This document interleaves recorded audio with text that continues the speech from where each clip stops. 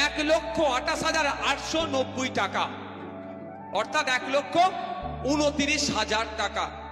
হিন্দুকে বাঁচাতে এসেছিল কেন্দ্রের বিজেপি সরকার, হিন্দু হিন্দু ভাই ভাই বলে ডায়লগ দিয়া শুভেন্দু অধিকারী কালকে একটাও মুখ খোলেনি।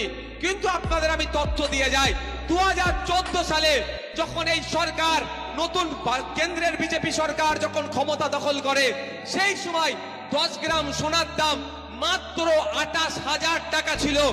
আর এই 11 বছরে 2014 আর 2025 এর মধ্যে 11 বছরে 10 গ্রাম সোনার দাম 1,28,000-এ পৌঁছেছে।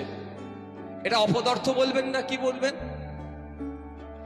আমরা যারা মুসলিম সম্প্রদায়ের মানুষ রমজান মাসে যখন রোজা রাখি, রোজার শেষে ইফতার করার সময় ফলের দাম 3 গুণ বেড়ে যায় না?